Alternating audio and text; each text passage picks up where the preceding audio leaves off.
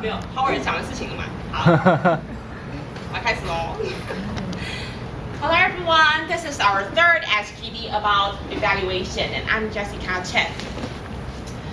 First, there are some things about me. I'm now a junior majoring in law, and this is my third year in NTU Toastmasters.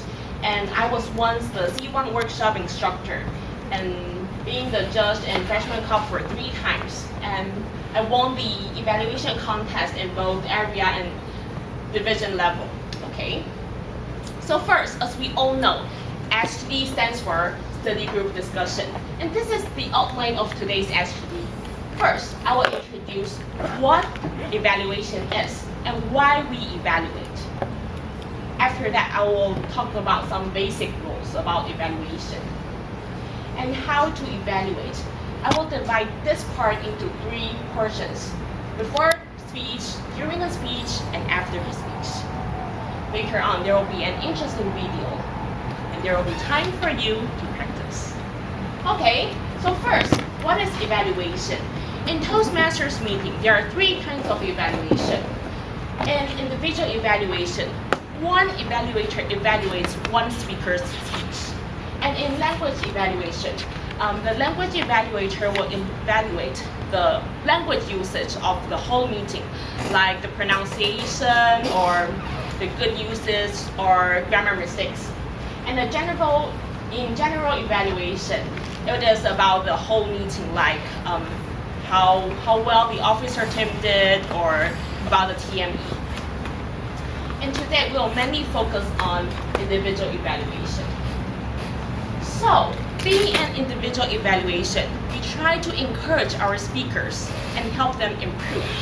And according to our really experienced member, Joy Chen, IE can also stand for improvement and encouragement. So, why we evaluate? First, being an evaluator, we ourselves also learn from their experiences.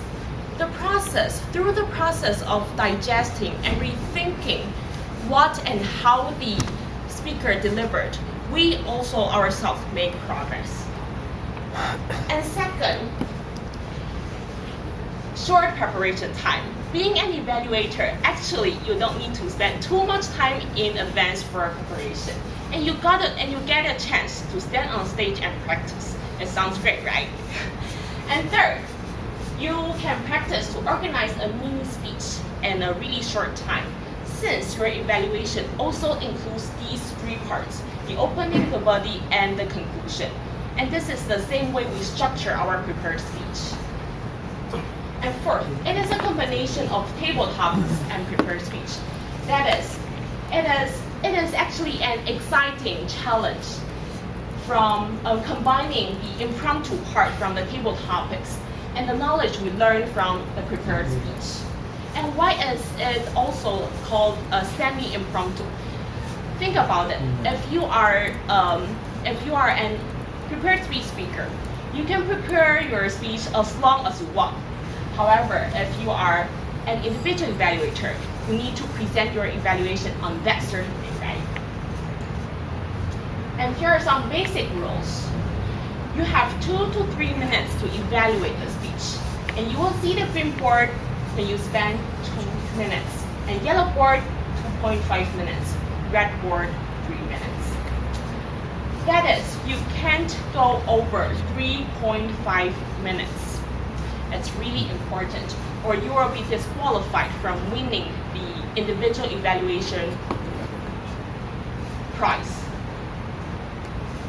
And mostly, we will say that the evaluator's CC level will be higher or at least be equal to the speaker's CC level. That is, for example, if you are a C5 speaker, then you can evaluate from C1 to C5 speakers. And most important of the all, remember what Joey said. Being an evaluator, we try to encourage our speaker and help them improve. So improvement and encouragement. And actually, the art of giving suggestions without hurting others' feelings is one of the most important skills in evaluation. So after knowing these general rules, Let's start. How to evaluate? I will divide this part into 3 portions. Before the speech, during the speech, and after the speech. Before the speech, you will do a little bit preparation. And during the speech, you need to take notes. After the speech, you try to structure your own evaluation. Before the speech, you can check the speaker's speech title and think about some materials for opening and conclusion. Why for opening and conclusion? It is because that the opening and the conclusion are mostly the most difficult part in evaluation. Since if about the body part, you can just simply collect the materials from the notes you take from while listening to the speech. However, if you want to make your opening and conclusion really impressive, it often needs some creative ideas. So here is an example. If I see Simon's speech title is My Only True Love, then I may start to brainstorm what Simon will deliver in her speech. Maybe how they met or what happened between them, or maybe I can come up with a quote related to true love, like true love doesn't mean inseparable. It means being separated and nothing happens, something like that. And remember that you may or may not use these materials. If they are not suitable, then think of a new one. And next, let's move on to the second part, during the speech. It's really important to take notes while you are listening to the speaker's speech. And you may ask, what am I going to write down? I will say that write whatever pops into your mind. You can talk about some keywords of the speech. Maybe a signature phrase the speaker keeps repeating in his speech, or the main message, the core value of his speech. And second, you can also write down your thoughts, ideas, or feelings. For example, if I think the way the speaker introduced beatbox is really intriguing and absorbing, and I like the way he demonstrates doing beatbox, then I may write down intriguing and demonstration. And these are the reminders.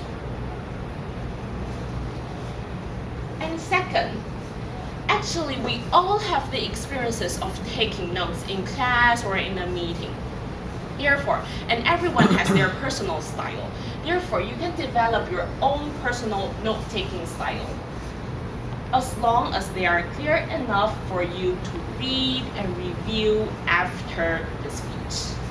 So it's really important to keep your note clear and neat enough. And here are some tips of mine about taking notes. First, abbreviation. Abbreviation is a way that you can shorten the word or the sentence. Since when taking notes, save your time is really important. For example, I might write PPL instead of people. I might write SOS instead of society. And second, you can also use some symbols, like this symbol means because for me, and this means therefore. And you can also use some arrows to present causes and effects. Moreover, you can use some drawings. For example, you can draw a stick person instead of writing the word person. So abbreviations, symbols, and drawings may save your time. However, remember that it is important for you yourself to know what it really means. So they are really important and useful skills, but you need to know what they mean, or you won't understand what you are writing. And second, and next, and this is my own notes. So as you can see, I separated into 2 parts, good points in the left side and suggestion in the right side. and I write opening from the top to the bottom. It's opening, body, and conclusion. And I use some arrows to link between them. Okay. And now let's move on to the third part, after the speech, and this is the most important part. After the speech, it's time for you to analyze your notes. The first step, you need to identify your handwriting. Therefore, it is really important to keep your notes clear and neat so that you can identify it now after the speech. And decide what to say and what to eliminate. That is, you may have plenty of ideas, but you only have limited time, 2 to 3 minutes. Therefore, decide what to say and what to eliminate. Only tell the audience the key points. And third, you can write down your final note and mark the time sequence. In Toastmasters meeting, it is allowed to bring your notes on stage. So if you really analyze your notes and write down your final notes, it helps a lot. And now I would like to move on to the structure of your evaluation. Evaluation is also a mini speech, so it also includes an opening, a body, and a conclusion. And since you are evaluating others' speech, there are 2 elements, good points and suggestions. You give good points and tell the speaker what they did well, and suggestions to help them improve. And there are many ways to start your evaluation, and here I would like to give some examples. First, you can talk about what impressed you the most. For example, Minna delivered a really informative speech for us today. Instead of feeling dull and bored, we audience feel interested and intrigued. I believe Minna has the magical power to turn something serious and complicated to light and playful. So this is the part I believe it is impressive, so I write it, so this is my opening. Or you can apply the gung, so-called gung, from the speech. That means it is something special in the speech and you can put it into your own evaluation.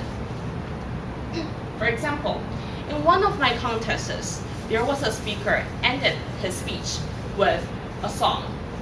He sang, "Give me some sunshine, give me some rain, give me another chance, I wanna grow up once again." And after that, being his evaluator, I started my speech with, "Give me some sunshine, give me some rain, give me another chance, I wanna hear your speech again." So by applying the gung in the speech to my own evaluation, I link the speaker with me myself. And third, you can also brief or summarize the content of the speech. But remember, don't spend too much time on this since the speaker has already delivered his speech, right? So keep it precise and concise. So, after the opening, let's move on to the body part. Remember, you are evaluating others' speech, so it includes 2 elements, good points and suggestions.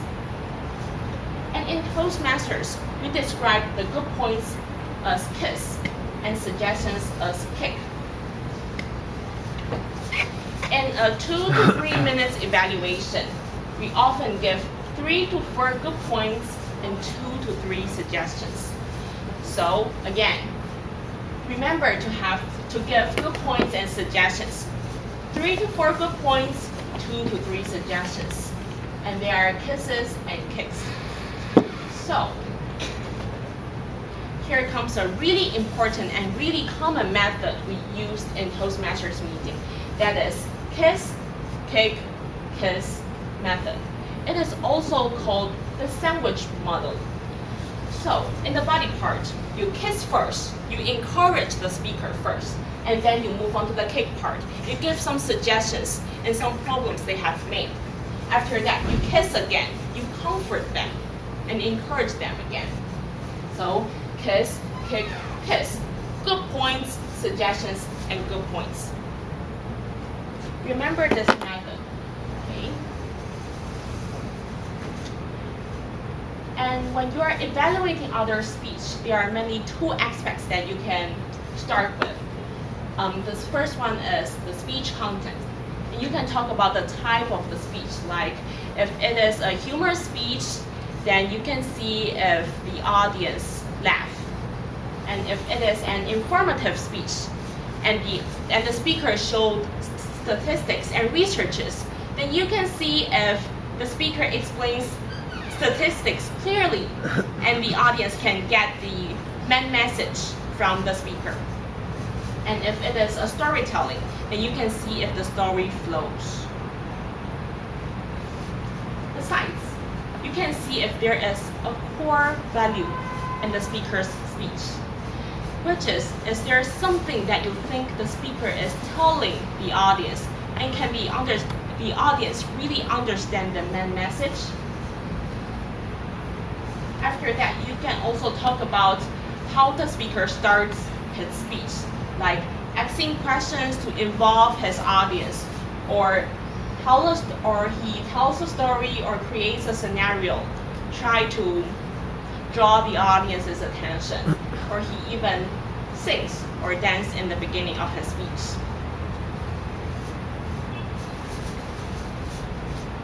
After that, you can also talk about the structure of the speech. Remember, we need to have an opening, a body, and a conclusion. Therefore, if you think you can't understand the main message, then maybe you can talk about the structure part. You can ask the speaker to strengthen his conclusion more. And thus, each part link well together. And there may also, the speaker may also use some special methods like comparison or making metaphor or self-mocking, and you can also mention that. And here's an example. Anne shared her personal story with us in a well-organized way. She divided her speech into 3 parts, so this is the structure. In the opening, she told us some general ideas about what turning point is. Then she moved on to her story, the difficulties she faced, and how she overcame. After that, she concluded her speech with the inspiration she gained. Okay? And apart from the speech content, you can also talk about the speech skills. And I will explain from your eyes to your mouth to your hands. Okay, your hands. First, our eyes. Eye contact. You can see if the speaker builds connection with the audience through eye contact, or is it looking around in an appropriate way, maybe too fast or too slow, or maybe he is looking at the ceiling or looking at the floor. Besides, you can talk about vocal variety, our mouth. You can see if the speaker express his emotions through vocal variety. Mostly when we talk about some exciting parts, we may say it in quick pace and high pitch. And for the solo part, we say it in slower pace and low pitch. So you can see if you can feel the speaker's emotions through the changes of his pitches, tones, and pauses, yeah. And besides, if there are dialogues in the speaker's speech, then you can see if you can really clarify, like this is the queen, this is Snow White, and this is the mirror, or you all mix them together. And through by vocal variety, we can also understand that this part is the description part, and this part is the dialogue part. So can you all understand fully what the speaker is going to tell us? After that, move on to our hands and our legs. Hand gestures. So does the speaker make natural hand gestures? Or does he make some gestures that will reveal his nervousness, like keep his hands locked at his side, or waving his body, or rubbing his clothes, something like that. And the movement, does he move too fast or too slow? Or he doesn't move at all? And third, the use of microphone. Some may hold their microphone this way. It's okay, but it often binds your hand. So it is suggested that you can hold it in one hand so that the other hand can make some gestures. And next, the visual aid. So what are the props? And there was a girl, and when she delivered her speech, it was about a memory of her collecting postcards. And she brought the postcards onto the stage. So those postcards are props. And second, about the slides. So does the speaker make good use of the slide? It is suggested that we can turn it to black screen when you no longer need the slides, so that the audience can focus more on the speaker, like this. So these are some points that you can evaluate, and and there are more than these.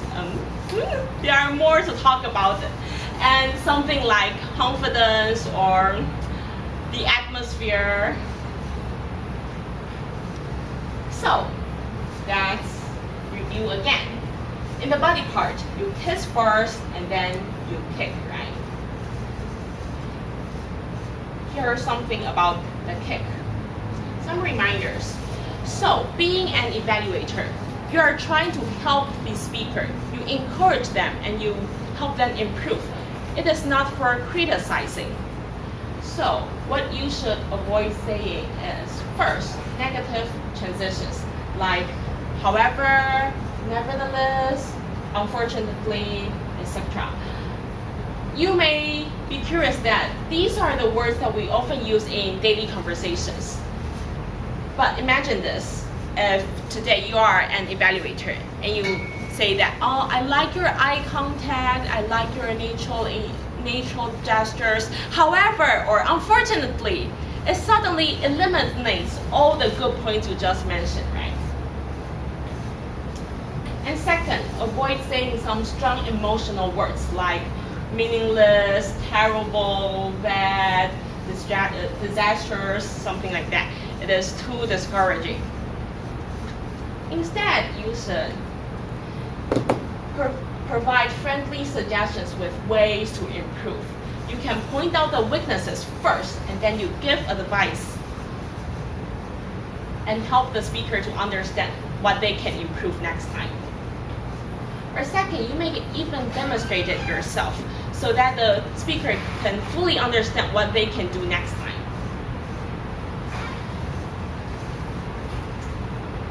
And remember to give reasons for good points and suggestions. Reasons are really important. Like, this part is really great because blah, blah, blah. I would suggest you to change this part because blah, blah, blah. So that the speaker can really understand your point. So, after the opening, the body, let's move on to the conclusion. And remember this kiss, kick, kiss method. After the kiss and kick in the body part, in the conclusion, you comfort your speaker again, so you kiss them again.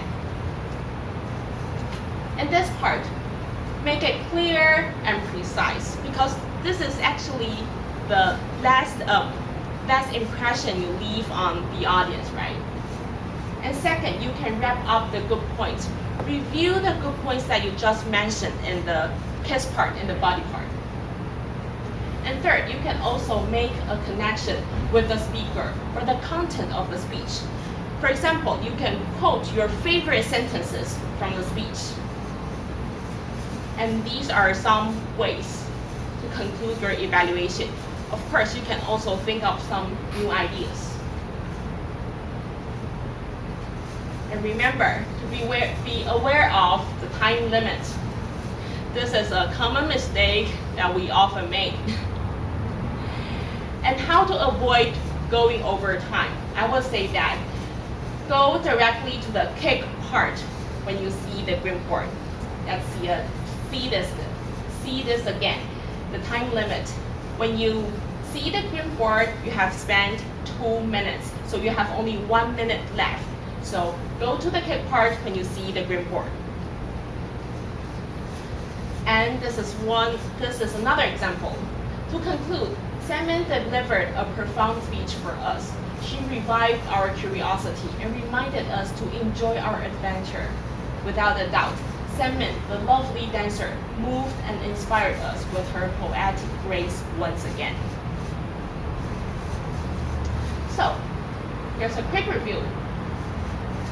In the opening part, you can try to attract the audience's attention and talk about what impressed you the most and apply the gung from the speech to your evaluation. And in the body part, it's for the kiss and kick. You encourage your speakers first and then you tell them the suggestions. And in the conclusion, you kiss them again. Review the good points you just mentioned. So, it's time to relax. Let's take a break. 好。